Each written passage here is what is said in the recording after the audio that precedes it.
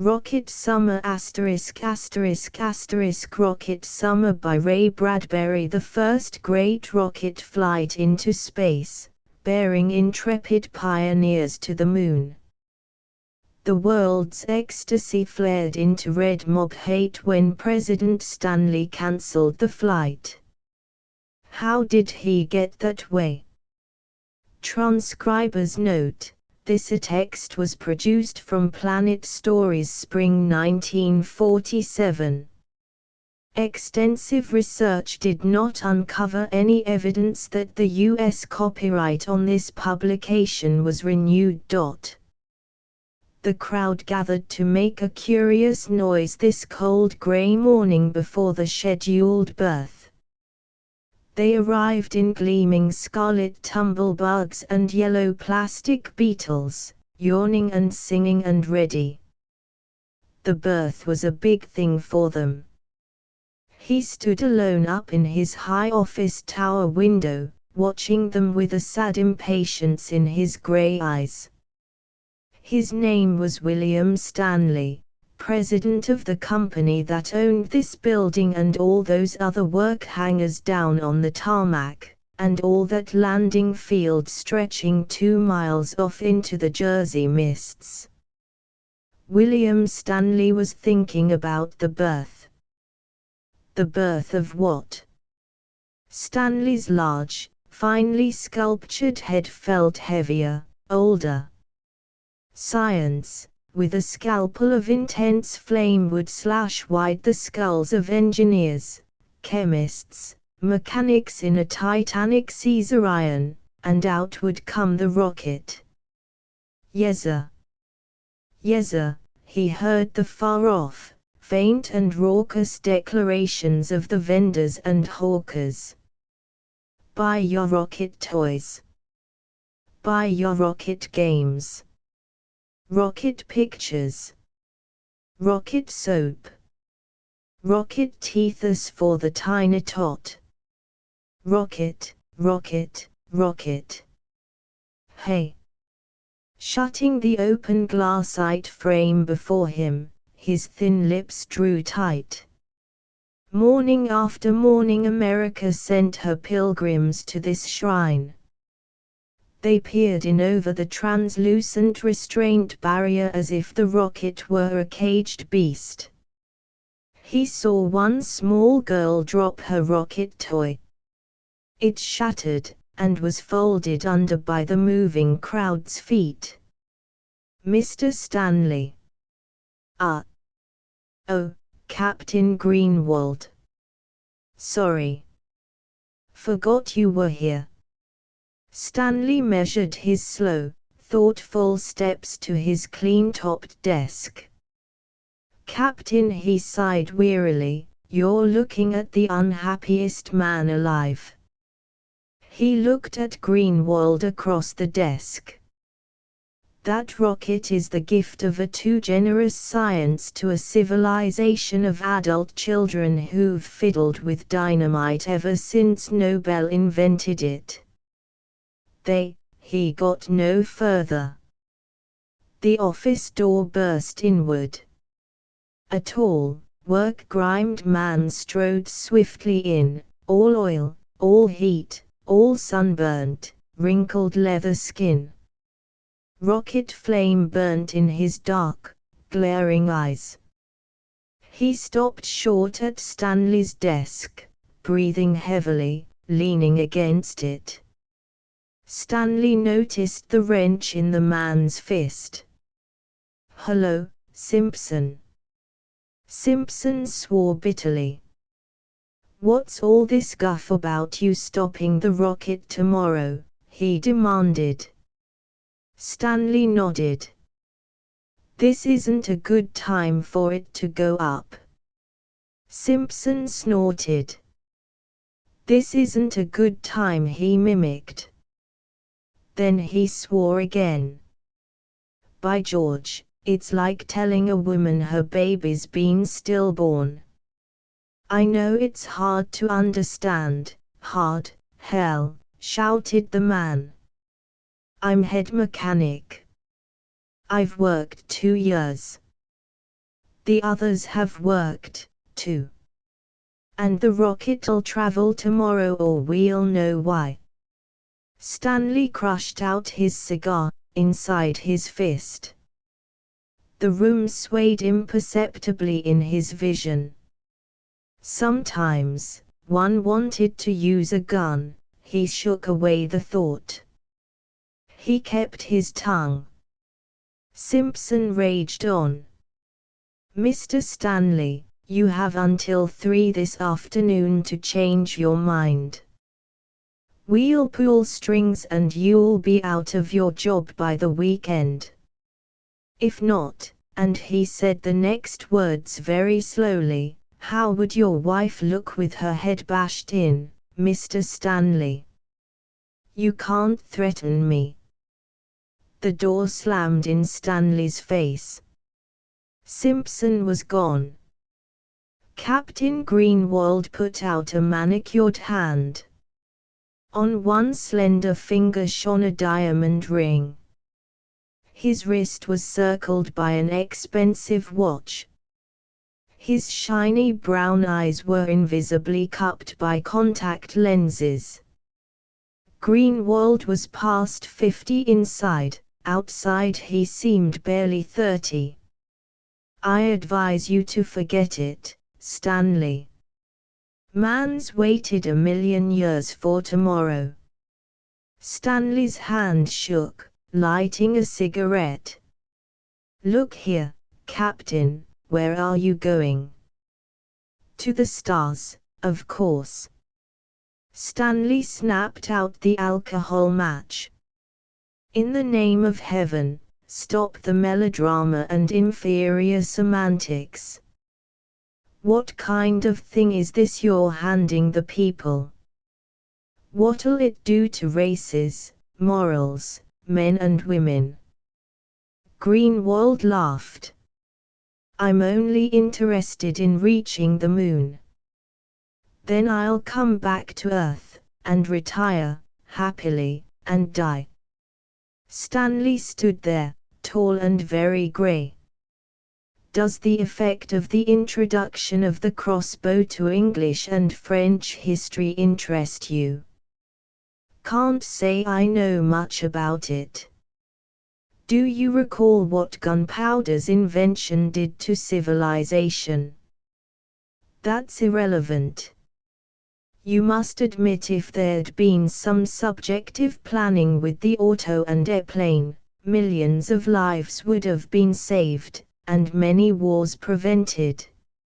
An ethical code should have been written for all such inventions and strictly observed, or else the invention forfeited.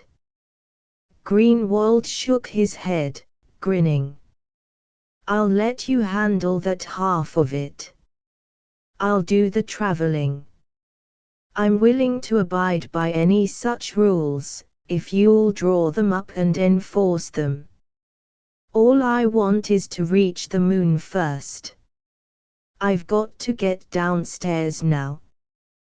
We're still loading the ship, you know, in spite of your decree. We expect to get around you somehow. I'm sympathetic, of course, to your beliefs. I'll do anything you say except ground the rocket. I won't get violent, but I can't vouch for Simpson. He's a tough man, with strong notions. They walked from the office to the dropper. Compression slid them down to ground level, where they stepped out, Stanley still re-emphasizing his beliefs. For centuries science has given humanity play toys, ships, machines, guns, cars, and now a rocket, all with supreme disregard for man's needs. Science, announced Greenwald as they emerged onto the tarmac, has produced, via private enterprise, greater amounts of goods than ever in history. Why, consider the medical developments. Yes, said Stanley doggedly, we cure man's cancer and preserve his greed in a special serum. They used to say starve a cold, stuff a fever. Today's fever is materialism. All the things science has produced only touch the body. When science invents something to touch the mind, I'll give it its due. No. You cloak your voyage with romantic terminology. Outward to the stars. You cry. Words. What's the fact? Why this rocket? Greater production. We have that. Adventure. Poor excuse to uproot Earth. Exploration. It could wait a few years. Lebensraum. Hardly. Why, then, Captain? Murmured Greenwald distractedly. Ah. Here's the rocket, now. They walked in the incredible rocket's shadow. Stanley looked at the crowd beyond the barrier. Look at them. Their sex still a mixture of Victorian voodoo and clabbered Freud. With education needing reorientation, with wars threatening, with religion and philosophy confused, you want to jump off into space. Stanley shook his head. Oh, I don't doubt your sincerity, Captain. I just say your timing's poor. If we give them a rocket toy to play with, do you honestly think they'll solve war, education, unity, thought? Why, they'd propel themselves away from it so quickly your head'd swim. Wars would be fought between worlds. But if we want more wars, let's have them here, where we can get at their sources, before we leap to the asteroids seeking our lost pride of race. What little unity we do have would be broken by countries and individuals clamoring and cutthroating for planets and satellites. Pausing, Stanley saw the mechanics standing in the rocket's shadow, hating him. Outside the barrier, the crowd recognized him, their murmur grew to a roar of disapproval. Greenwald indicated them. They're wondering why you waited so long before deciding to stop the rocket. Tell them I thought there'd be laws controlling it. Tell them the corporations played along, smiling and bobbing to me, until the rocket was completed. Then they threw off their false faces and withdrew the legislation only this morning. Tell them that, Captain. And tell them the legislation I planned would have meant a slow, intelligent rocket expansion over an era of 3 centuries. Then ask them if they think any businessman could wait even 5 minutes. Captain Greenwald scowled. All I want to do is prove it can be done. After I come back down, if I can help in any way to control the rocket, I'm your man, Stanley. After I prove it's possible, I don't care what in hell happens. Stanley slid into his copter, waved morosely at the captain. The crowd shouted, waved its fists at him over the barrier. He sat watching their distorted, sullen faces. They detested him. The rocket balloon man, the rocket soap man, the tourists detested him. What was more, when his son Tommy found out, Tommy would hate him, too. He took his time, heading home. He let the green hill slide under.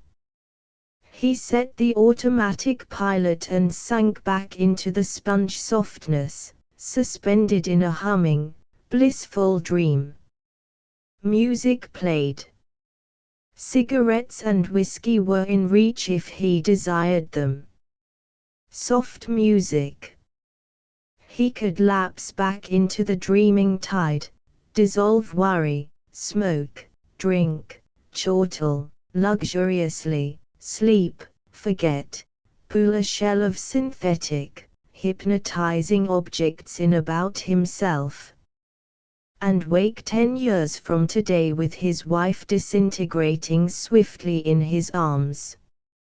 And one day see his son's skull shattered against a plastic wall. And his own heart whirled and burst by some vast atom power of a starship passing Earth far out in space. He dumped the whiskey over the side, followed it with the cigarettes. Finally, he clicked off the soft music. There was his home. His eyes kindled. It lay out upon a green meadow, far from the villages and towns, salt white and surrounded by tapered sycamores. As he watched, lowering his copter, he saw the blonde streak across the lawn. That was his daughter, Alice. Somewhere else on the premises his son gambled. Neither of them feared the dark. Angrily, Stanley poured on full speed. The landscape jerked and vanished behind him. He wanted to be alone. He couldn't face them, yet. Speed was the answer. Wind whistled, roared, rushed by the hurtling copter. He rammed it on. Color rose in his cheeks. There was music in the garden as he parked his copter in the fine blue plastic garage. Oh, beautiful garage, he thought, you contribute to my peacefulness. Oh, wonderful garage, in moments of torment, I think of you, and I am glad I own you. Like hell. In the kitchen, Althea was whipping food with mechanisms. Her mother sat with one withered ear to the latest audio drama. They glanced up, pleased. Darling, so early, she cried, kissing him. How's the rocket? Piped mother-in-law. My, I bet you're proud. Stanley said nothing. Just imagine. The old woman's eyes glowed like little bulbs. Soon we'll breakfast in New York and supper on Mars. Stanley watched her for a long moment, then turned hopefully to Althea. What do you think? She sensed a trap. Well, it would be different, wouldn't it? Vacationing our summers on Venus, winters on Mars, wouldn't it? Oh, good Lord, he groaned. He shut his eyes and pounded the table, softly. Good Lord. Now, what's wrong? What did I say? Demanded Althea, bewildered. He told them about his order preventing the flight. Althea stared at him. Mother reached and snapped off the audio. What did you say, young man? He repeated it. Into the waiting silence came a distant psh-shee-oo, rushing in from the dining room, flinging the kitchen door wide. His son ran in, waving a bright red rocket in one grimy fist. Psh-shee-oo. I'm a rocket. Gangway. Hi, Dad. He swung the ship in a quick arc. Gonna be a pilot when I'm 16. Hey. He stopped. What's everybody standing around for? He looked at Grandma. Grammy. He looked at his mother. Mom. And finally at his father. Dad. His hands sank slowly. He read the look in his father's eyes. Oh, gosh. By 3 o'clock that afternoon, he had showered and dressed in clean clothes. The house was very silent. Old Here came and sat down in the living room and looked at him with hurt, stricken eyes. He thought of quoting a few figures at her. 5 million people killed in auto accidents since the year 1920. 50,000 people killed every year, now, in copters and jet planes. But it wasn't in the figures, it was in a feeling he had to make her feel. Maybe he could illustrate it to her. He picked up the hand audio, dialed a number. Hello, Smitty. The voice on the other end said, clearly, oh, Mr. Stanley. Smitty, you're a good average man, a pleasant neighbor, a fine farmer. I'd like your opinion. Smitty, if you knew a war was coming, would you help prevent it? Old Here was watching and listening. Smitty said, hell, yes. Sure. Thanks, Smitty. One more thing. What's your opinion of the rocket? Greatest thing in history. Say, I heard you were going to. Stanley did not want to get involved. He hurriedly excused himself and hung up. He looked directly at his wife. Did you notice the separation of means from end?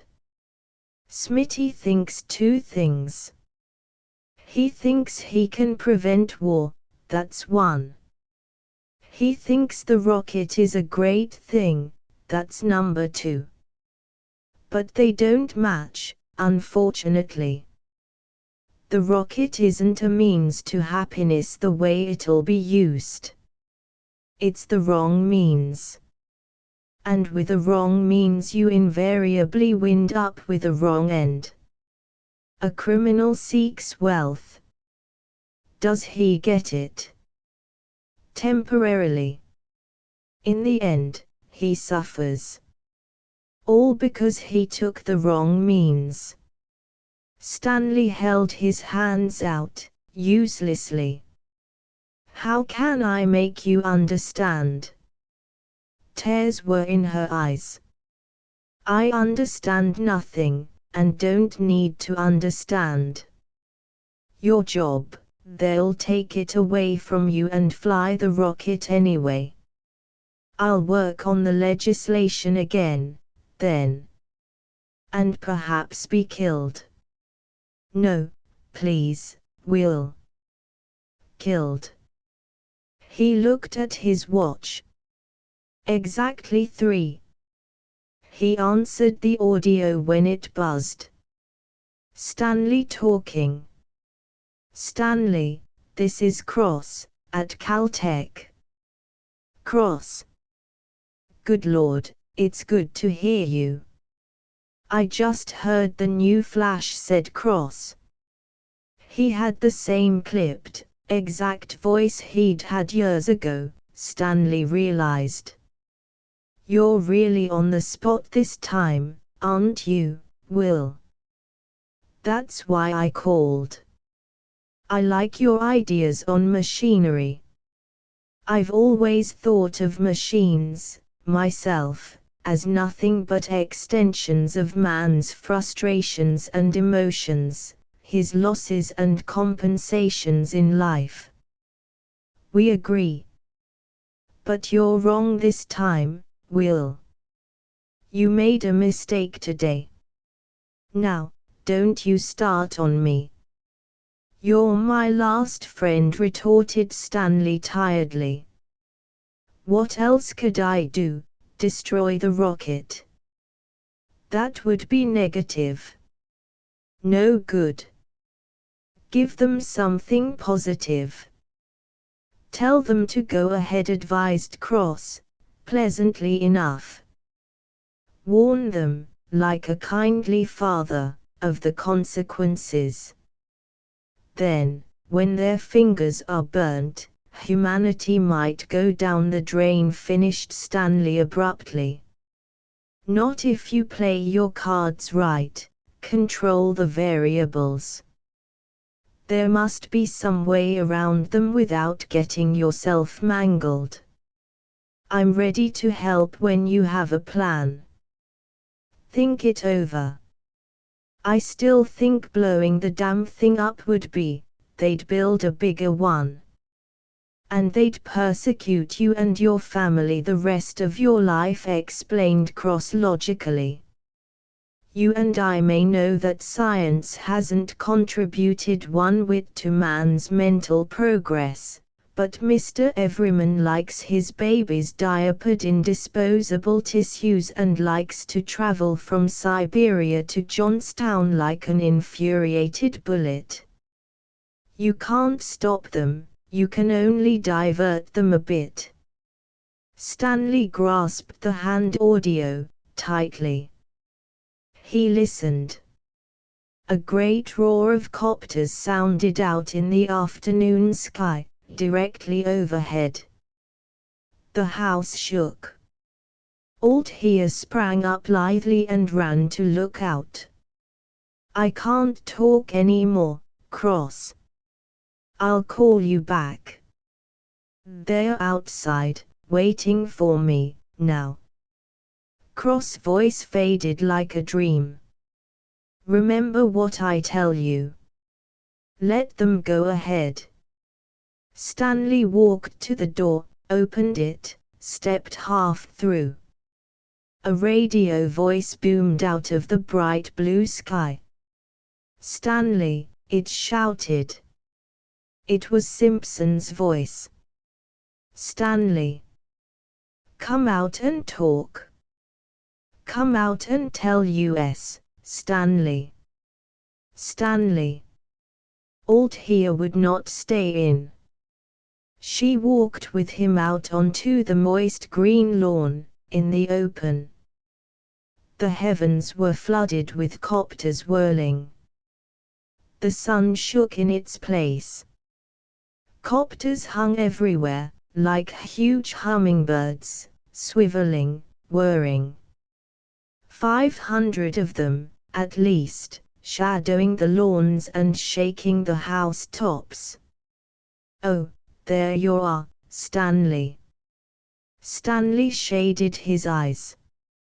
His lips drew away from his teeth in a grimace, as he stared upward, tense and afraid.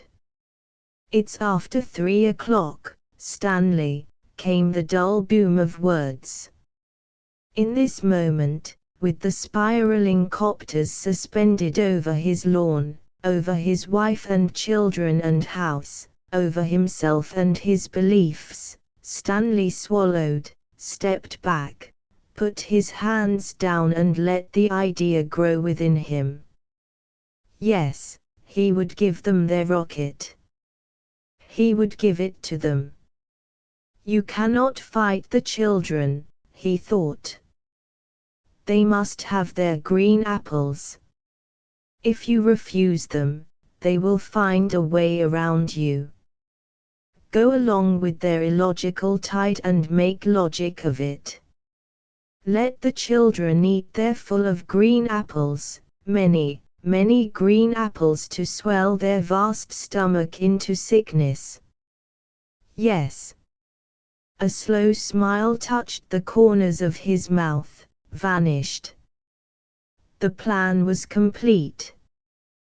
The voice from the sky fell on him like an iron fist. Stanley. What is your word now? How will you speak now? With 1,000 pounds of nitroglycerin over your home, how will you talk? The copters sank, malignantly. Thunder swept the lawn. Althea's brilliant amber skirt flared in the wash of it. Will the rocket fly, Stanley? From the corners of his aching, straining eyes, Stanley saw his son poised in the window, watching him. Raise your right hand and wave it, thundered the sky voice. If the answer is yes. Stanley made them wait for it. He wetted his lips with a slow tongue, then, gradually, very casually, he raised his right hand, palm up, and waved it to the thundering sky. A torrent of exultation poured in a Niagara from the heavens. 500 audios blasted, cheered, exulted. The trees ripped and tore in the cyclone of energy and explosion. The noise continued as Stanley turned, took Althea's elbow, and steered her blindly back to the door. The little black jet plane dropped out of the midnight stars. Moments later, Cross was getting out of it, crossing the dark lawn, grasping Stanley's hand warmly. Made good time, eh? Inside, they downed their glasses of brandy first, then got to business.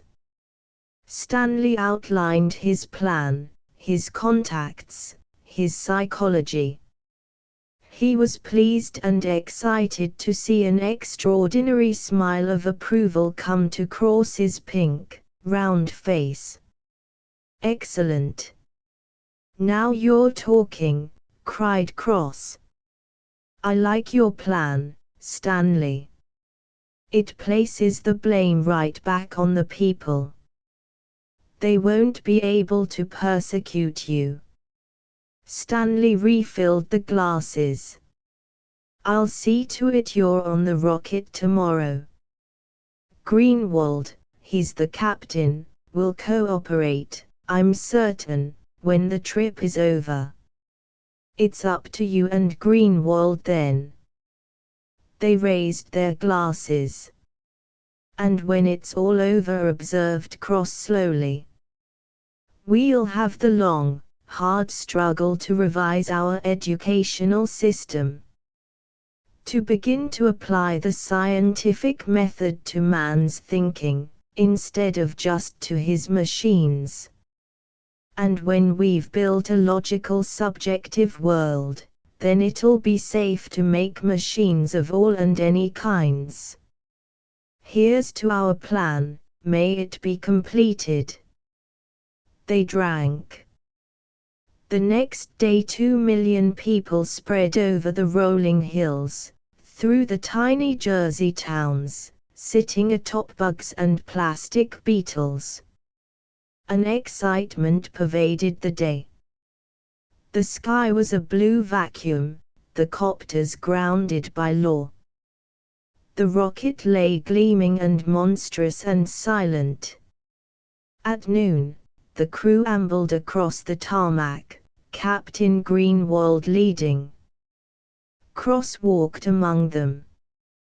The huge metal doors slammed, and with a blast of gargantuan flame, the rocket heaved upward and vanished.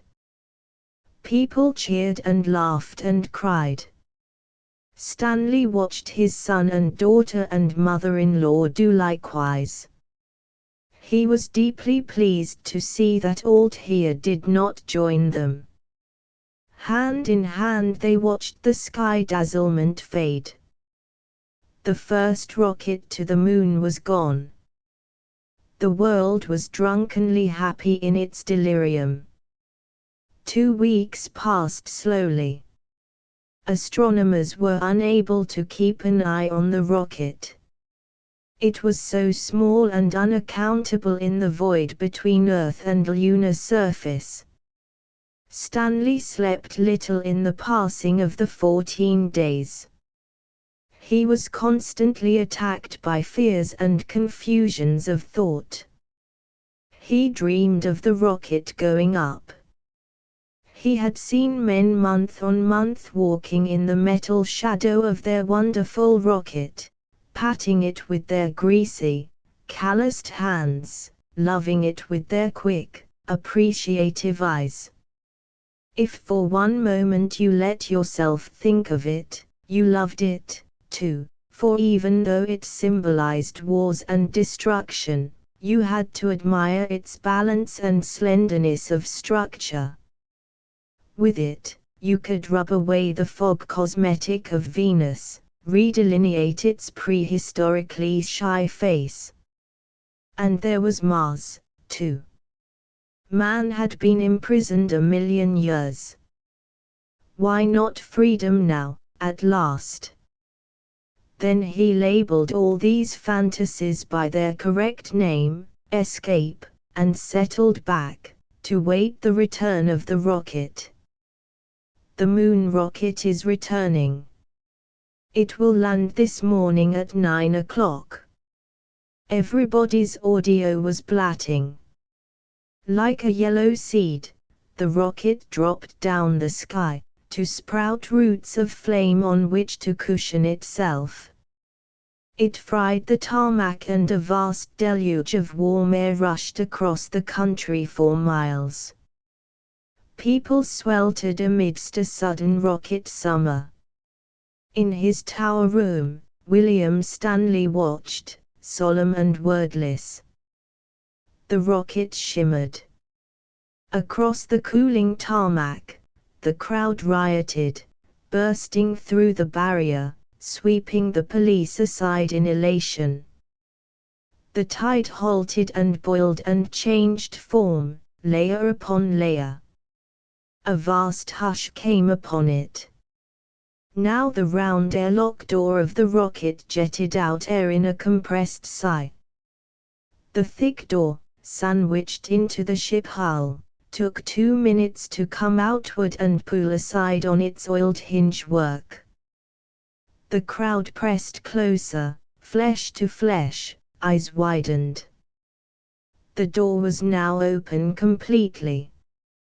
A great cheer went up.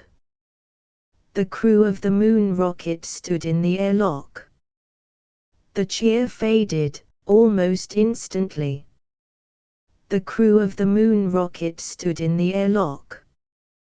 The crew of the rocket were not exactly standing. They were hunched over. The captain stepped forward. Well, he didn't exactly step. He sort of dragged his feet and shambled. He made a speech. But all it sounded like, coming from his twisted, swollen lips, was, oh, God, dis, is, nnnn. He held out his grey-green fingers, raw, bleeding, for all to see. He lifted his face. Those red things, were they actually eyes? That depression, that fallen socket, had it been a nose? And where were the teeth in that gagging, hissing mouth? His hair was thin and grey and infected. He stank. The hypnotic silence was shattered. The first line of people turned and clawed at the second line. The second turned instinctively to claw the third, and so on. The television cameras caught it all. Screams, yelling, shouting. Many fell and were trampled, crushed under. The captain and his crew came out, gesturing, calling them to come back. But who would heed their rotting movements? The ridiculous souvenir seekers trampled each other, ripping the clothes from one another's backs. A souvenir. A scab of crawling flesh, a drop of yellow fluid from their gaping wounds. Souvenirs for Earth, buy them right here, get them while they last. We mail anywhere in the United States. The characters in order of appearance: the captain, the astrogator, held sagging between two astronomers, who were followed by 16 mathematicians, technicians, chemists, biologists, radio men, geographers and machinists. Shamble forth, gentlemen, and bring the brave new future with you. The balloon vendor, in flight, jettisoned his entire stock. Rubber rockets floated wildly, crazily bobbling, bouncing the river of rioting heads until they were devoured, exploded and crumpled underfoot. Sirens sounded. Police beetles rushed to the field exits. 10 minutes later the tarmac was empty. No sign of captain or crew. A few shreds of their fetid clothing were found, partially disintegrated. An audio report 5 minutes later stated simply, the captain and crew were destroyed on orders of the Health Bureau. An epidemic was feared, the sounds of riot faded. The door to Stanley's office opened, someone entered and stood behind him, and closed the door. Stanley did not turn from the window for a moment. 50 people injured, 5 of them critically. I'm sorry for that. But it was a small price for the world's security. He turned, slowly. A horrible creature stood, diseased and swollen, before him. A captain's uniform, filthy and torn, hung tattered from the disgusting flesh. The creature opened its bleeding mouth. "How was it?" asked the creature, muffledly. "Fine," said Stanley. "Did you reach the moon?" "Yes," replied the creature. "Captain Greenwald sends his regards to you. He says he knows we can do it again and again, any time we want, now, and that's all he wanted to know. He wishes you luck and tells you to go ahead." We landed the rocket on the way back from the moon, first of all, up at Fairbanks, Alaska, outside the settlement, naturally, during the night. Things worked as you planned them. We changed crews there.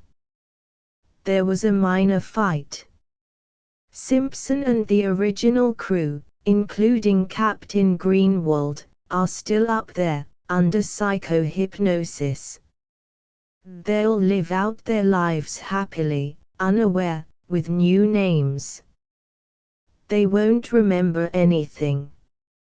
We took off from Fairbanks again this morning with the new crew and our act all rehearsed. I think we did all right.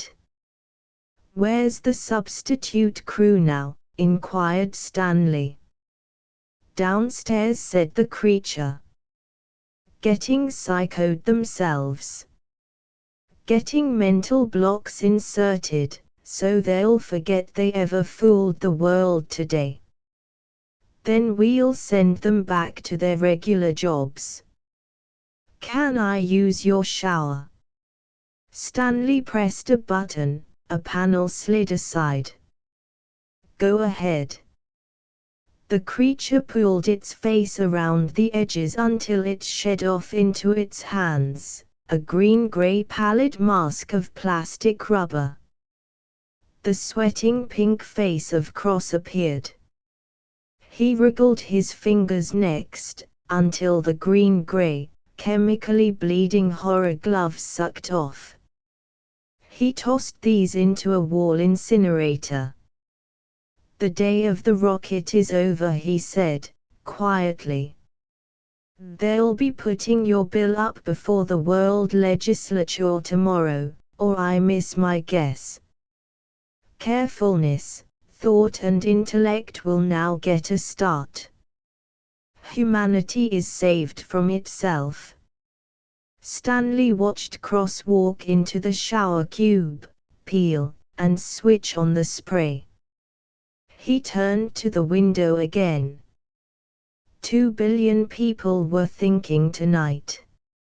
He knew what they were thinking. Outside, he heard the explosion as the health department blew up the great rocket. That was all. The sound of water on the shower tiles was a good clean sound. ***** End of the Project Gutenberg ebook Rocket Summer ***** Updated editions will replace the previous one, the old editions will be renamed. Creating the works from print editions not protected by U.S. copyright law means that no one owns a United States copyright in these works, so the Foundation, and you, can copy and distribute it in the United States without permission and without paying copyright royalties. Special rules, set forth in the general terms of use part of this license, apply to copying and distributing Project Gutenberg trademark symbol electronic works to protect the Project Gutenberg trademark symbol concept and trademark. Project Gutenberg is a registered trademark, and may not be used if you charge for an ebook, except by following the terms of the trademark license, including paying royalties for use of the Project Gutenberg trademark. If you do not charge anything for copies of this ebook, complying with the trademark license is very easy. You may use this ebook for nearly any purpose such as creation of derivative works, reports, performances and research. Project Gutenberg ebooks may be modified and printed and given away. You may do practically anything in the United States with ebooks not protected by U.S. copyright law. Redistribution is subject to the trademark license, especially commercial redistribution. Start. Full license. The full Project Gutenberg license. Please read this before you distribute or use this work to protect the Project Gutenberg trademark symbol mission of promoting the free distribution of electronic works. By using or distributing this work, or any other work associated in any way with the phrase Project Gutenberg, you agree to comply with all the terms of the full Project Gutenberg trademark symbol license available with this file or online at www.gutenberg.org/license. Section 1. General Terms of Use and Redistributing Project Gutenberg Trademark Symbol Electronic Works 1.0. By reading or using any part of this Project Gutenberg trademark symbol electronic work, you indicate that you have read, understand, agree to and accept all the terms of this license and intellectual property, trademark/copyright, agreement. If you do not agree to abide by all the terms of this agreement, you must cease using and return or destroy all copies of Project Gutenberg trademark symbol electronic works in your possession. If you paid a fee for obtaining a copy of or access to a Project Gutenberg trademark symbol electronic work and you do not agree to be bound by the terms of this agreement, you may obtain a refund from the person or entity to whom you paid the fee as set forth in paragraph 1.e.8. 1.b Project Gutenberg is a registered trademark. It may only be used on or associated in any way with an electronic work by people who agree to be bound by the terms of this agreement. There are a few things that you can do with most Project Gutenberg trademark symbol electronic works even without complying with the full terms of this agreement. See paragraph 1.c below. There are a lot of things you can do with Project Gutenberg trademark symbol electronic works if you follow the terms of this agreement and help preserve free future access to Project Gutenberg trademark symbol electronic works. See paragraph 1.e below. 1.c. The Project Gutenberg Literary Archive Foundation, the Foundation or PGLAF, owns a compilation copyright in the collection of Project Gutenberg trademark symbol electronic works. Nearly all the individual works in the collection are in the public domain in the United States. If an individual work is unprotected by copyright law in the United States and you are located in the United States, we do not claim a right to prevent you from copying, distributing, performing, displaying or creating derivative works based on the work as long as all references to Project Gutenberg are removed. Of course, we hope that you will support the Project Gutenberg trademark symbol mission of promoting free access to electronic works by freely sharing Project Gutenberg trademark symbol works in compliance with the terms of this agreement for keeping the Project Gutenberg trademark symbol name associated with the work.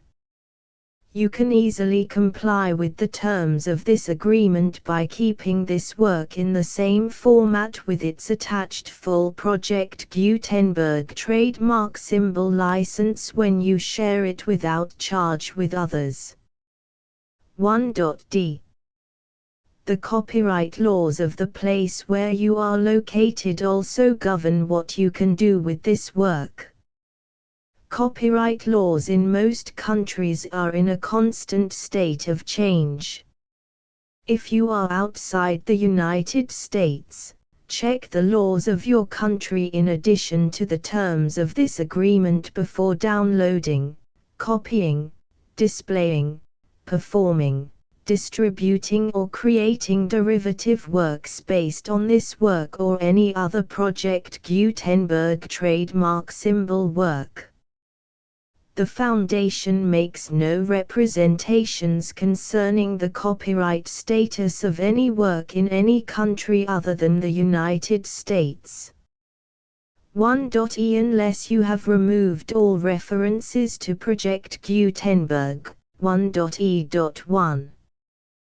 The following sentence, with active links to, or other immediate access to, the full Project Gutenberg trademark symbol license must appear prominently whenever any copy of a Project Gutenberg trademark symbol work, any work on which the phrase Project Gutenberg appears, or with which the phrase Project Gutenberg is associated, is accessed, displayed, performed, viewed, copied or distributed. This ebook is for the use of anyone anywhere in the United States and most other parts of the world at no cost and with almost no restrictions whatsoever.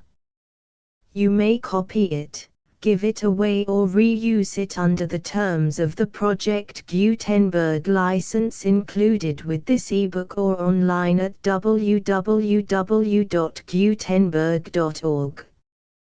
If you are not located in the United States, you will have to check the laws of the country where you are located before using this ebook. 1.e.2.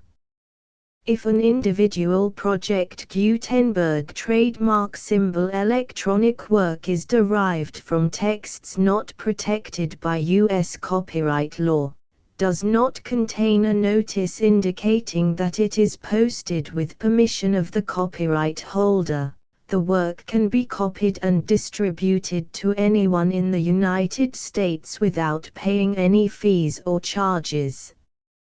If you are redistributing or providing access to a work with the phrase Project Gutenberg associated with or appearing on the work, you must comply either with the requirements of paragraphs 1.e.1 through 1.e.7 or obtain permission for the use of the work and the Project Gutenberg trademark symbol trademark as set forth in paragraphs 1.e.8 or 1.e.9. 1.e.3. If an individual Project Gutenberg trademark symbol electronic work is posted with the permission of the copyright holder, your use and distribution must comply with both paragraphs 1.e.1 through 1.e.7 and any additional terms imposed by the copyright holder. Additional terms will be linked to the Project Gutenberg trademark symbol license for all works posted with the permission of the copyright holder found at the beginning of this work. 1.e.4. Do not unlink or detach or remove the full Project Gutenberg trademark symbol license terms from this work, or any files containing a part of this work or any other work associated with Project Gutenberg trademark symbol. 1.e.5. Do not copy, display, perform, distribute or redistribute this electronic work, or any part of this electronic work, without prominently displaying the sentence set forth in paragraph 1.e.1 with active links or immediate access to the full terms of the Project Gutenberg trademark symbol license. 1.e.6. You may convert to and distribute this work in any binary, compressed, marked up, non-proprietary or proprietary form, including any word processing or hypertext form. However, if you provide access to or distribute copies of a Project Gutenberg trademark symbol work in a format other than plain vanilla ASCII or other format used in the official version posted on the official Project Gutenberg trademark symbol website, www.gutenberg.org, you must, at no additional cost, fee or expense to the user, provide a copy, a means of exporting a copy, or a means of obtaining a copy upon request, of the work in its original plain vanilla ASCII or other form. Any alternate format must include the full Project Gutenberg trademark symbol license as specified in paragraph 1.e.1. 1.e.7. Do not charge a fee for access to, viewing, displaying, performing, copying or distributing any Project Gutenberg trademark symbol works unless you comply with paragraph 1.e.8 or 1.e.9. 1.e.8.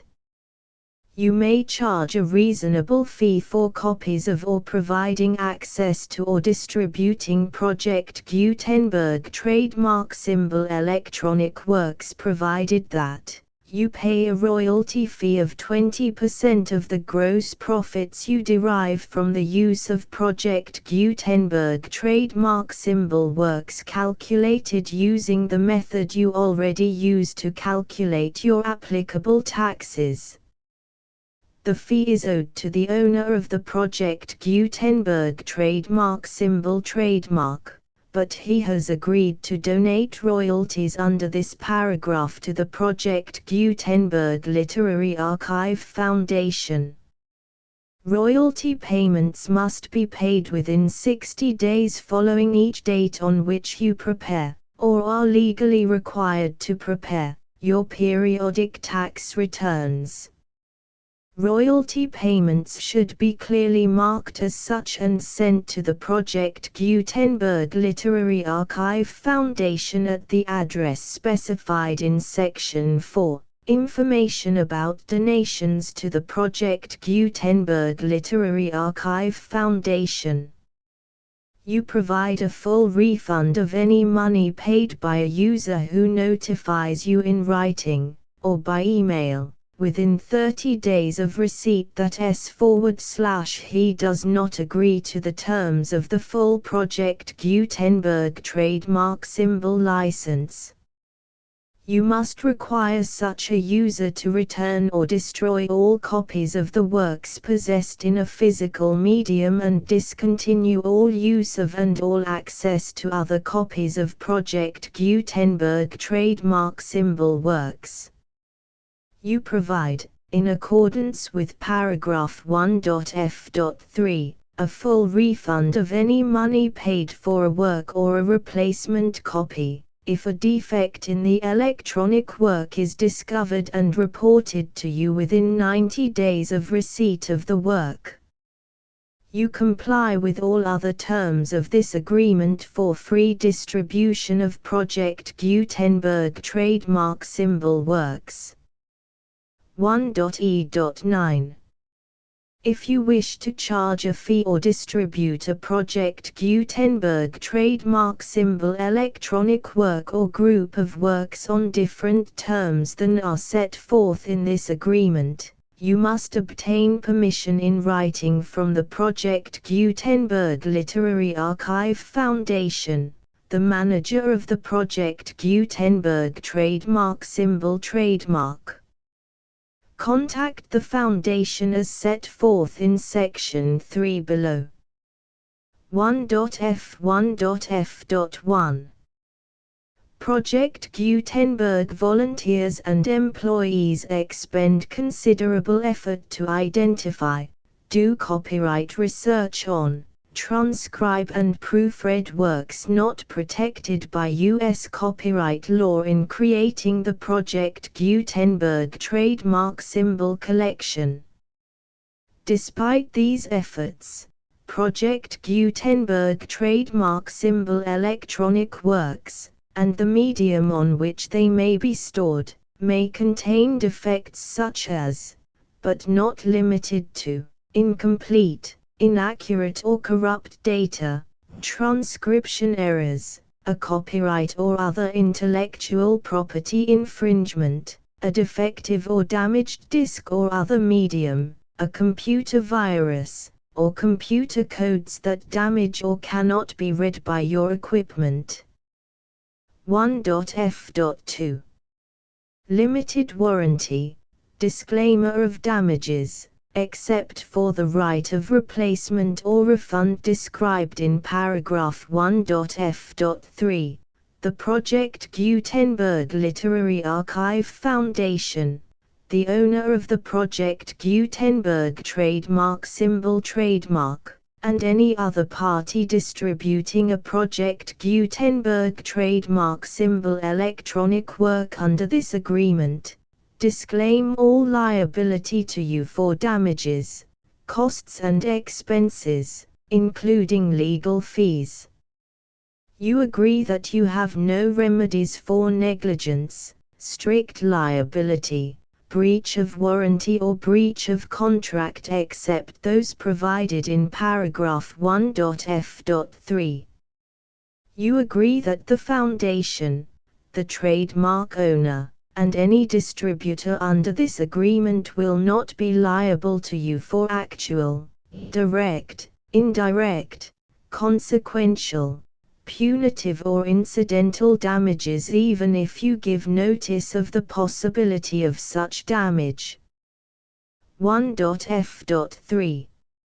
Limited right of replacement or refund, If you discover a defect in this electronic work within 90 days of receiving it, you can receive a refund of the money, if any, you paid for it by sending a written explanation to the person you received the work from.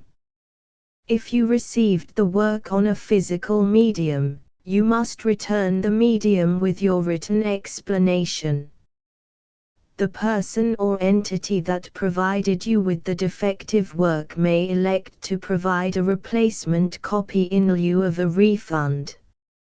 If you received the work electronically, the person or entity providing it to you may choose to give you a second opportunity to receive the work electronically in lieu of a refund.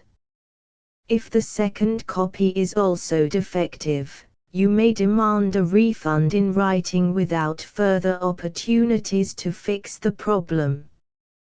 1.f.4 Except for the limited right of replacement or refund set forth in paragraph 1.f.3, this work is provided to you as is, with no other warranties of any kind, express or implied, including but not limited to warranties of merchantability or fitness for any purpose. 1.f.5 Some states do not allow disclaimers of certain implied warranties or the exclusion or limitation of certain types of damages. If any disclaimer or limitation set forth in this agreement violates the law of the state applicable to this agreement, the agreement shall be interpreted to make the maximum disclaimer or limitation permitted by the applicable state law. The invalidity or unenforceability of any provision of this agreement shall not void the remaining provisions. 1.f.6 Indemnity. You agree to indemnify and hold the foundation, the trademark owner, any agent or employee of the foundation, anyone providing copies of Project Gutenberg trademark symbol electronic works in accordance with this agreement, and any volunteers associated with the production, promotion and distribution of Project Gutenberg trademark symbol electronic works, harmless from all liability, costs and expenses, including legal fees, that arise directly or indirectly from any of the following which you do or cause to occur. A. Distribution of this or any Project Gutenberg trademark symbol work. B. Alteration, modification, or additions or deletions to any Project Gutenberg trademark symbol work, and C. Any defect you cause. Section 2. Information about the mission of Project Gutenberg trademark symbol. Project Gutenberg trademark symbol is synonymous with the free distribution of electronic works in formats readable by the widest variety of computers, including obsolete, old, middle-aged and new computers. It exists because of the efforts of hundreds of volunteers and donations from people in all walks of life. Volunteers and financial support to provide volunteers with the assistance they need are critical to reaching Project Gutenberg trademark symbol's goals and ensuring that the Project Gutenberg trademark symbol collection will remain freely available for generations to come. In 2001, the Project Gutenberg Literary Archive Foundation was created to provide a secure and permanent future for Project Gutenberg trademark symbol and future generations. To learn more about the Project Gutenberg Literary Archive Foundation and how your efforts and donations can help, see sections 3 and 4 and the Foundation information page at www.gutenberg.org. Section 3. Information about the Project Gutenberg Literary Archive Foundation. The Project Gutenberg Literary Archive Foundation is a non-profit 501(c)(3) educational corporation organized under the laws of the state of Mississippi and granted tax-exempt status by the Internal Revenue Service. The Foundation's IN or Federal Tax Identification Number is 64-6221541. Contributions to the Project Gutenberg Literary Archive Foundation are tax-deductible to the full extent permitted by U.S. federal laws and your state's laws. The Foundation's business office is located at 809 North 1500 West, Salt Lake City, UT 84116, 801-596-1887.